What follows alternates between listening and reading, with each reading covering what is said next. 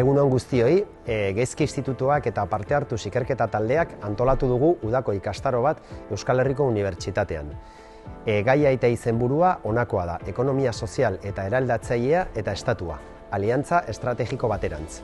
Dakigunez, egungo krisi ekosoziala gizartearen kezka handienetakoa da eta horren erantzule nagusia egungo eredu ekonomikoa da.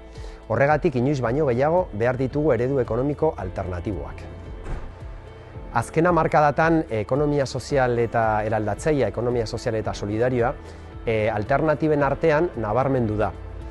Zergaitik, alde batetik erdigunean jartzen duelako bizitza eta ez kapitala, bestetik erdigunean jartzen duelako lan duina eta ez irabaziak, eta azkenik erdigunean jartzen duelako natura eta ekosistemak. Gure ustez, ekonomia sozial eta eraldatzailea benetako alternatiba izateko ezinbestekoa da estatuarekin bat egitea.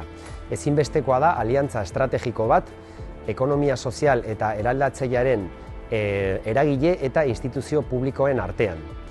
Horretaz, hitz egingo dugu gure ikastaroan. Nola bultzatu aliantza estrategikoak, nola sustatu aliantza publiko komunitarioak eta nola eraiki gobernantza eredu alternatiboak. Antolatu dugun programak 3 atal ditu. Lehenengo atalean eztabaidatuko dugu zein izan daitezken bideak, norabideak eta proposamenak aliantza estrategiko hauek aurrera eramateko. Bigarrenik, kanpoko esperientzia realak ezagutuko ditugu, zehazki Valentziatik eta Kataluniatik.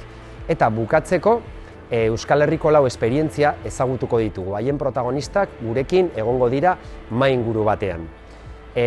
Ikastaro hau zuzenduta dago jende guztiarentzat eta bereziki eredu ekonomiko alternatiboak aldarrikatzen dituzten pertsonei zuzenduta dago.